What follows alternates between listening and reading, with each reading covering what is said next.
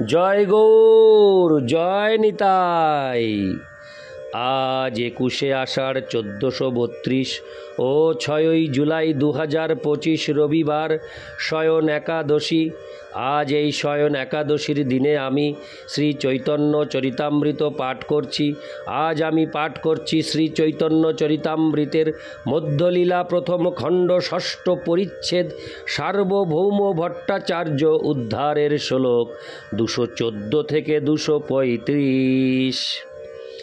নারায়ণ হে নারায়ণ, ভবভয়হরণম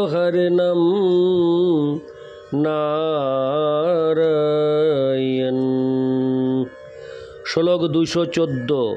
তর্কশাস্ত্রে জড় আমি, জইছে লৌহ পিণ্ড, আমা দ্রবাইলে তুমি প্রতাপ প্রচণ্ড।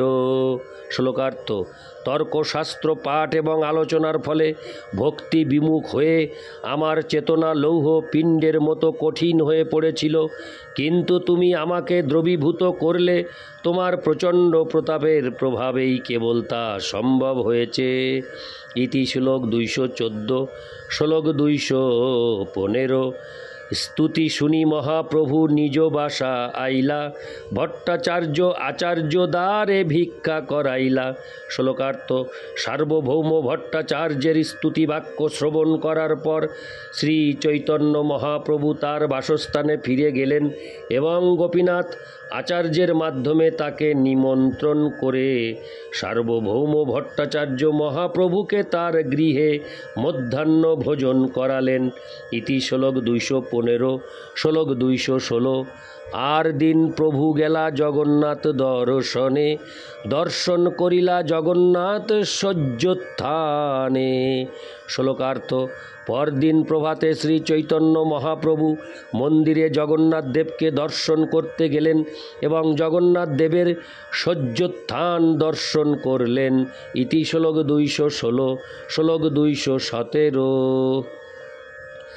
পূজারি আনিয়া মালা প্রসাদান্ন দিলা, প্রসাদান্ন মালা পাঙ্গা প্রভু হর্ষ হইলা। শ্লোকার্থ: পূজারী তাকে জগন্নাথ দেবের প্রসাদী মালা ও প্রসাদান্ন দিলেন। তা পেয়ে শ্রী চৈতন্য মহাপ্রভু খুবই আনন্দিত হলেন। ইতি শ্লোক 217। শ্লোক 218। সেই প্রসাদান্ন মালা অঞ্চলে বান্ধিয়া ভট্টাচার্যের ঘরে আইলা তরাযুক্ত হঙ্গা। শ্লোকার্থ: সেই প্রসাদান্ন এবং মালা আঁচলে বেঁধে শ্রী চৈতন্য মহাপ্রভু তাড়াতাড়ি সার্বভৌম ভট্টাচার্যের গৃহে গেলেন। ইতি শ্লোক 218। শ্লোক 219। অরুণোদয় কালে হইল প্রভুর আগমন, সেই কালে ভট্টাচার্যের হইল জাগরণ। শ্লোকার্থ: অরুণোদয় কালে শ্রী চৈতন্য মহাপ্রভু সার্বভৌম ভট্টাচার্যের গৃহে উপস্থিত হলেন এবং সার্বভৌম ভট্টাচার্য তখন ঘুম থেকে উঠলেন। ইতি শ্লোক 219। শ্লোক 220। কৃষ্ণ কৃষ্ণ স্ফুট কহি ভট্টাচার্য জাগিলা, কৃষ্ণ নাম শুনি প্রভুর আনন্দ বাড়িলা।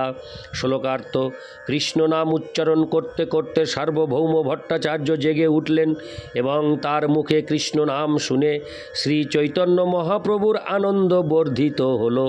ইতি শ্লোক 220। শ্লোক 221। বাহিরে প্রভুর দেহ পাইল দর্শন, আস্তে ব্যস্তে আসি কইল চরণ বন্ধন। শ্লোকার্থ: ঘরের বাইরে এসে সার্বভৌম ভট্টাচার্য শ্রী চৈতন্য মহাপ্রভুর দর্শন পেলেন এবং অত্যন্ত বিনীতভাবে তার শ্রীপাদ পদ্মের বন্দনা করলেন। ইতি শ্লোক 221।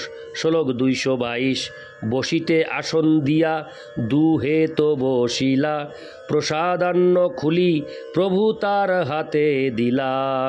শ্লোকার্থ: সার্বভৌম ভট্টাচার্য মহাপ্রভুকে বসার আসন দিলেন এবং তিনি নিজেও বসলেন। তখন শ্রী চৈতন্য মহাপ্রভু তার আঁচলে বাঁধা প্রসাদান্ন খুলে তার হাতে দিলেন। ইতি শ্লোক 222। শ্লোক 223। প্রসাদান্ন পাঙ্গা ভট্টাচার্যের আনন্দ হইল, স্নান সন্ধ্যা দন্ত ধাবন যদ্যপি না কইল। শ্লোকার্থ: তখন সার্বভৌম ভট্টাচার্য স্নান করেননি, সন্ধ্যা করেননি, দন্ত ধাবনও করেননি, তবুও জগন্নাথ দেবের সেই প্রসাদান্ন পেয়ে তার অত্যন্ত আনন্দ হল। ইতি শ্লোক 223। শ্লোক 224। চৈতন্য প্রসাদে মনের সব জাড্য গেল, এই শ্লোক পড়ি অন্ন ভক্ষণ করিল। শ্লোকার্থ: শ্রী চৈতন্য মহাপ্রভুর কৃপায় সার্বভৌম ভট্টাচার্যের মনের সমস্ত জড়তা দূর হল এবং নিম্নোক্ত শ্লোকটি উচ্চারণ করতে করতে তিনি সেই প্রসাদান্ন গ্রহণ করতে লাগলেন। ইতি শ্লোক 224। শ্লোক 225। শুষ্কং পর্যুষিতং বাপি নীতং বা দূরদেশত প্রাপ্তিমাত্রেণ ভক্তব্যং নাত্র কাল বিচারণা।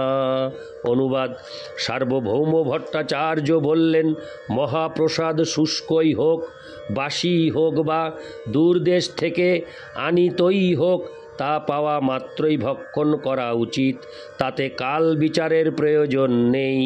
ইতি শ্লোক 225। শ্লোক 226। ন দেশ নিয়মস্তত্র ন কাল নিয়মস্তথা প্রাপ্তমন্যং দ্রুতং শিষ্টের ভোক্তব্যং হরিরব্রবীত। অনুবাদ: শ্রীকৃষ্ণের অন্ন প্রসাদ পাওয়া মাত্রই শিষ্ট লোক তা ভোজন করবেন, তাতে দেশকালের কোনো নিয়ম নেই, এটি পরমেশ্বর ভগবানের আদেশ। তাৎপর্য: এই শ্লোক দুটি পদ্মপুরাণ থেকে উদ্ধৃত।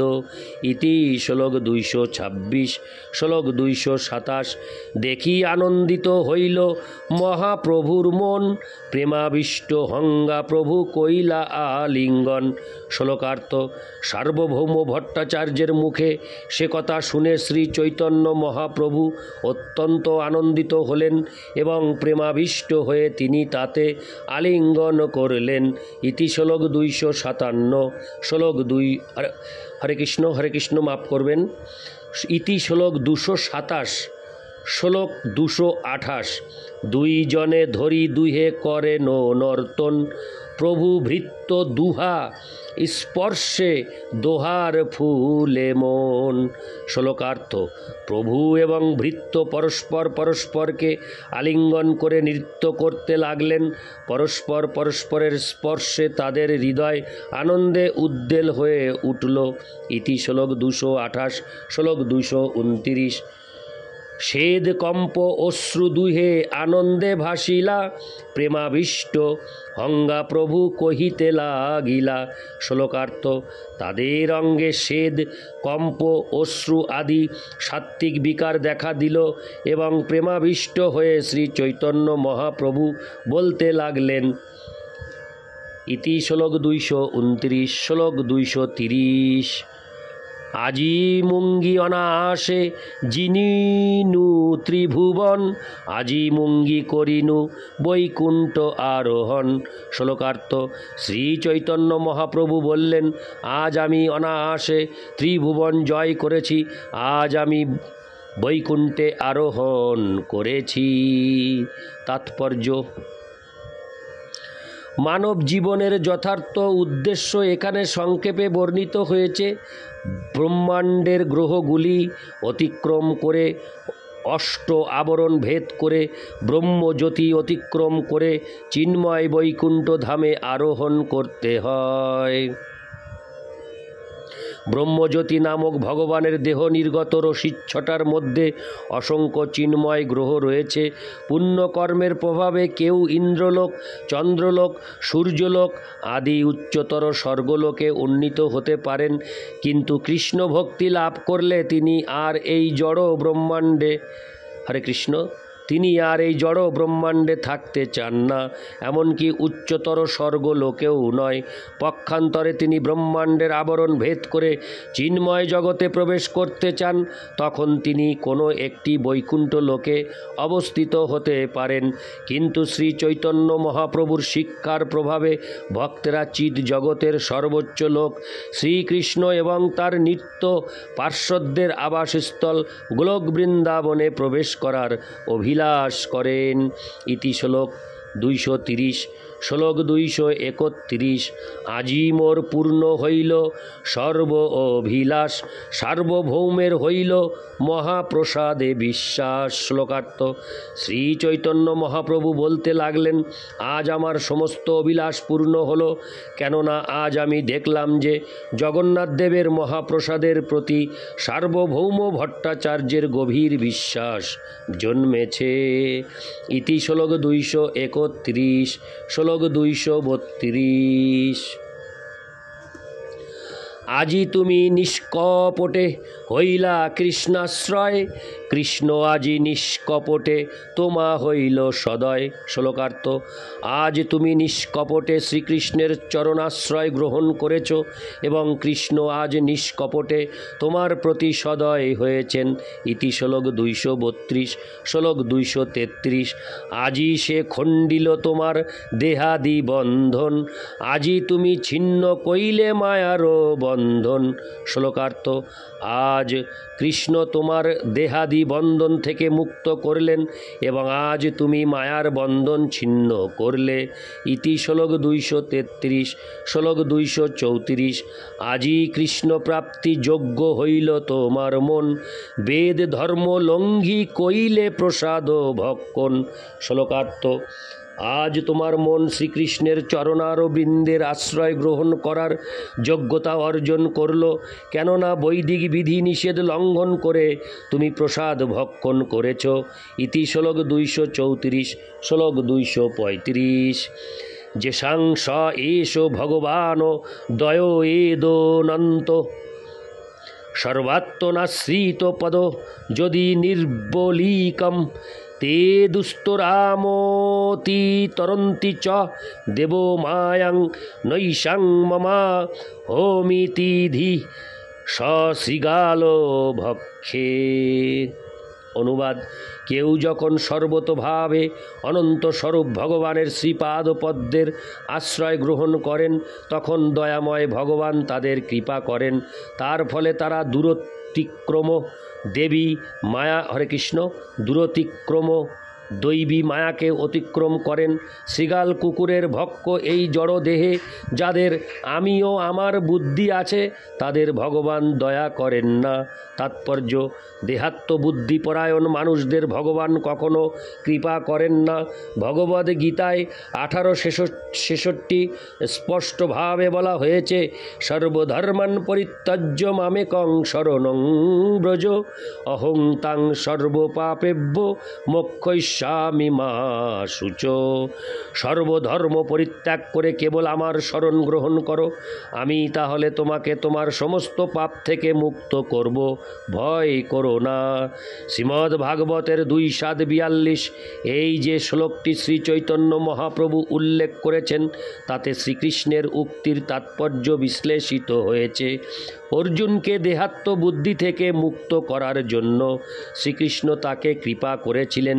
ভগবদ গীতার 2য় অধ্যায়ের শুরুতেই যেখানে শ্রীকৃষ্ণ বলেছেন, দেহিন হস্মিন যথা দেহে কৌমারং যৌবনং জরা, এই দেহের একজন দেহী রয়েছে, তাই কখনোই দেহকে আত্মা বলে মনে করা উচিত নয়।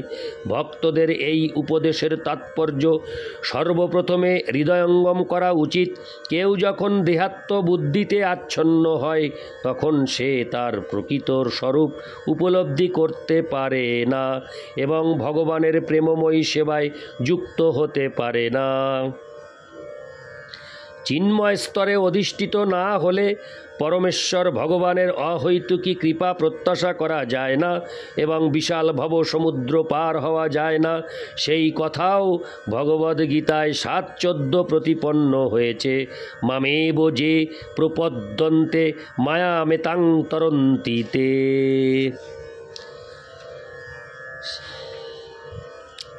শ্রীকৃষ্ণের শ্রীপাদ ও পদ্মের শরণাগত না হলে কখনোই মায়ার বন্ধন থেকে মুক্ত হওয়া যায় না। যে সমস্ত মায়াবাদী সন্ন্যাসীরা শান্তভাবে নিজেদের মায়ার বন্ধন থেকে মুক্ত বলে মনে করেন, শ্রীমদ্ ভাগবতে তাদের বলা হয়েছে বিমুক্ত মানিন। প্রকৃতপক্ষে তারা মুক্ত নন, কিন্তু তারা মনে করেন যে তারা মুক্ত হয়েছেন এবং নারায়ণ হয়ে গেছেন। আপাত দৃষ্টিতে যদিও তারা উপলব্ধি করেছেন যে তারা তাদের জড় দেহ নন, তাদের স্বরূপে তারা হচ্ছেন চিন্ময় আত্মা, কিন্তু যেহেতু তারা আত্মার ধর্ম ভগবৎ সেবা পরিত্যাগ করেছেন, তাই তাদের বুদ্ধি বিকৃত হয়েছে। বুদ্ধি নির্মল না হলে তা ভগবৎ ভক্তিতে নিযুক্ত করা যায় না। মন, বুদ্ধি এবং অহংকার যখন সম্পূর্ণরূপে নির্মল হয়, তখনই ভগবৎ ভক্তির শুরু হয়। মায়াবাদী সন্ন্যাসীরা তাদের মন, বুদ্ধি এবং অহংকার নির্মল করে না, তাই তারা ভগবানের সেবায়ও যুক্ত হতে পারে না এবং ভগবানের কৃপা লাভ করতে পারে না। তপশ্চর্যা এবং কৃচ্ছ সাধন করার ফলে যদিও তারা অনেক উচ্চে আরোহণ করেন, কিন্তু ভগবানের শ্রীপাদ ও পদ্মের আশ্রয় লাভ না করার ফলে তাদের আবার এই জড় জগতে অধঃপতন হয়।